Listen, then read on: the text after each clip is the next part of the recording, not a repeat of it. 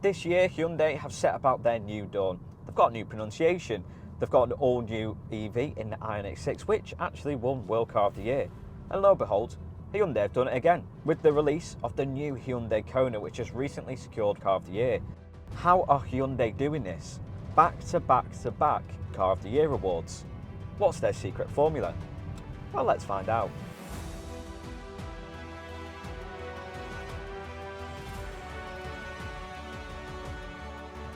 You see, when you hear the term new Hyundai KONA, you might be stopped making images in your head of what it might look like. You might be thinking, slight facelift design, maybe a slightly better engine, maybe a different colour interior.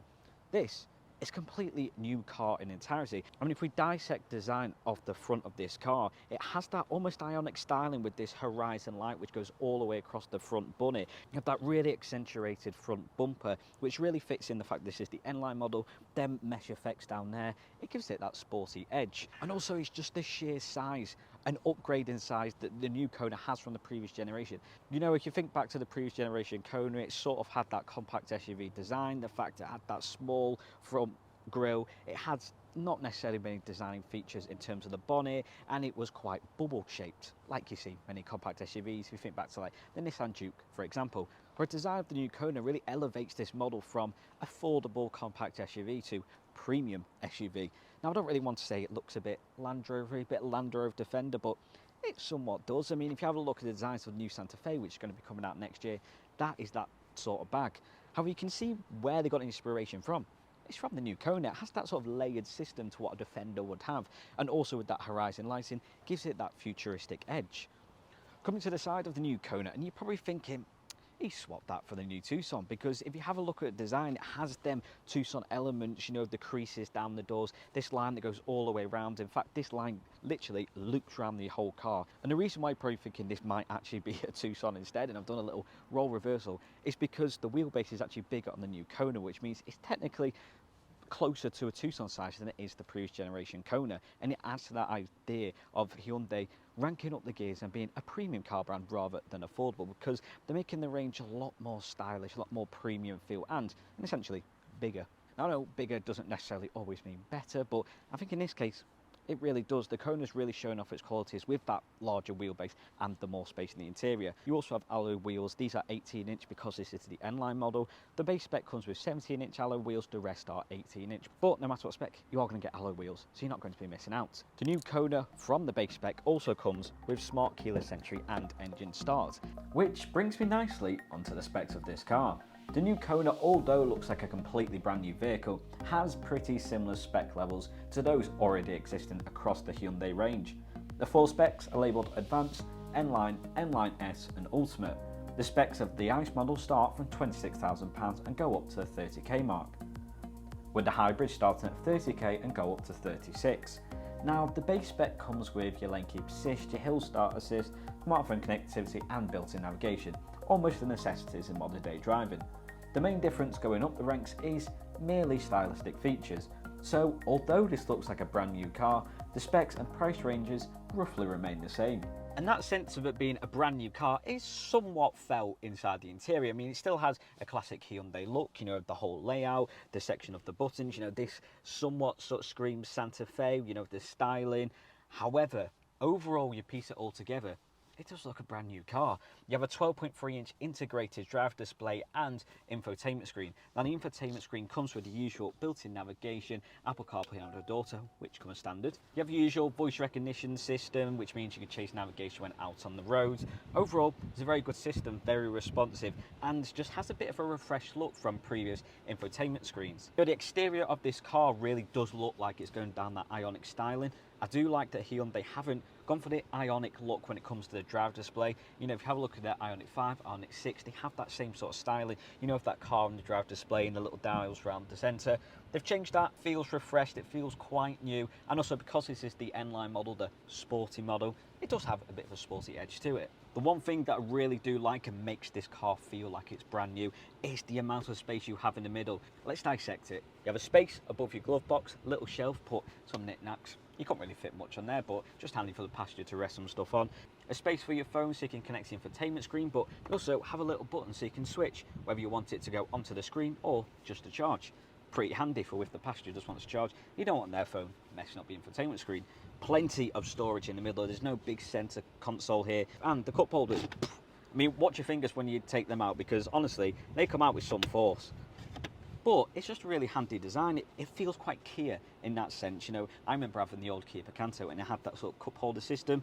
It's a very simple design, but it's so effective. And also it means you don't have a cup, put them away, and you have loads of storage here. You have dual system clamp controls, heated steering wheel, heated seats, another addition which comes from the base spec. Overall, although once you step inside and if you are aware of cars, then it does feel like a Hyundai, but it feels very much refreshed. Like the Ioniq 6, it feels completely new. However, something you're familiar with, which is kind of a weird combination, but it fits perfectly. Coming to the back seats then, and there isn't really much to it. There's not necessarily a design on the back seats. It's literally just black fabric. However, as you go up the specs, you do get more design in the back and overall on the seats. So not necessarily the end of the world. Decent amount of space. You can really feel the extended wheelbase that the new Kona has from the previous generation.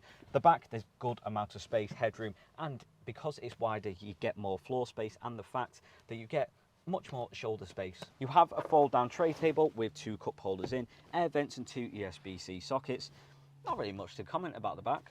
It does the job. It's comfy. There's a lot of space. There's storage. There's air vents. It's very practical. Does the job. Come to the back of the new Kona, and it feels quite uniform in the sense you still have that same styling with the rear line, and the fact that this makes a full loop around the car. It's quite a nice touch. However, it does feel like a car in 2 halves in the sense that the front feels sleek, feels premium. The back feels like a sporty SUV. You know, this elevated rear bumper with the dual exhaust at the back, this little mesh effect, it has that sporty edge. One really nice feature of the new Kona is the fact that it comes with that electric tailgate, which you probably would expect for a car starting at £30,000. Now, under here you have 466 litres of boot capacity, which may I add is actually more than the previous generation Kona. And it really just elevates that fact that the Kona has almost ramped up a gears in the motor industry. And when it comes to the drive, well, the Kona does feel like a completely new vehicle. The way it handles, even though it has that bigger wheelbase, is actually pretty smoother than the previous generation. You do feel that increased size, I will say. You do feel like this is a bigger car. It is bordering more Tucson than a compact SUV. You know, the previous generation Kona was sort of on par with like the Nissan Dukes, them sort of compact SUVs. This does feel like the more mid-sized large SUVs when you're driving it. Saying that, you don't really, well, not I've experienced anyway, haven't really had any issues in terms of turning, in terms of parking. You know, the fact it has parking cameras and sensors which come from the base spec. When it comes to the actual performance of the new Kona, well, it has 3 engine options. You have a 1 litre turbo, 1.6 litre turbo, and the 1.6 hybrid, which this vehicle is. Now, these engine sizes means you can do a maximum 0 to 60 of 7.6 seconds. This model that I'm driving, which is the 1.6 hybrid, has a 0 to 60 time of 11.2 seconds. So yeah, it's not quickest, but it's an SUV. It's a nice, pleasant driving experience. 11.2 seconds doesn't sound quick on paper, but in reality, it isn't an issue. But what the hybrid system might lack in terms of wowing performance factors, it really makes up in its fuel consumption, because the hybrid system allows you to do a combined miles per gallon of 60.1. So really, the hybrid is for efficiency. If you want more of a fast drive, then you have a 1.6 litre turbo. It's that simple. But I think what the new Kona really excels from the previous generation model is the driving experience. You get that premium sense with it. That's where Hyundai are heading. And I think they've done that in abundance with the new Kona. Even just really little things like the indicators are really soft touch. They have a nice sound to them. Yes, that might seem really trivial, but just little things like that really bring this car together. And when you go around corners, the steering wheel just feels nice and smooth. There's no real sort of fight in the steering wheel, having to feel like you're driving a bus. It sort of glides around corners. The steering wheel's quite loose in that sense. Bit of a weird way to say a car's loose, but I think you get what I mean. My only slight downside of the new Kona is the fact that you don't get them electric seats. It's the manual, you know, the old school little lever under the seat and then the little pump down to your right. That's my only slight quarry. You know, this is the second spec, the N-line, and oh my, there's a rabbit. Like I was saying, it would be nice if I had them full electric seats. It really would, I think, emphasise that premium feel. It's not the end of the world, you know. We could maybe all stop being a bit lazy when it comes to cars and having, go back to manual. Everything else is automatic in a car these days. I mean, it's got lane keep assist and adaptive cruise control, so the least you can do is move your seat. So then, 3 things that I really like about the new Hyundai Kona. Number one is that in the infotainment screen, you can actually see live updates. Now, being a big football fan myself, even though recently being an Everton fan, it's not been going too well. However, in the infotainment screen, you can actually select your favourite team, which means when you're out on the road, you can see the latest scores. So no need to check your phone or even pull over to check your phone. You can do it while you're out on your drive. Number two is the space that you get in the back of this car. With that extended wheelbase, it means you get more boot space than the previous generation. 466 litres is an abundance of room. And number three, something very simple, but very effective and useful. So down here you have a charging port. You also have a second one with a button next to it which can select whether you want to charge or whether you want to connect it to the infotainment screen. So easy, so simple, so effective. Well done, Hyundai. Overall, the new Kona, it's a good car.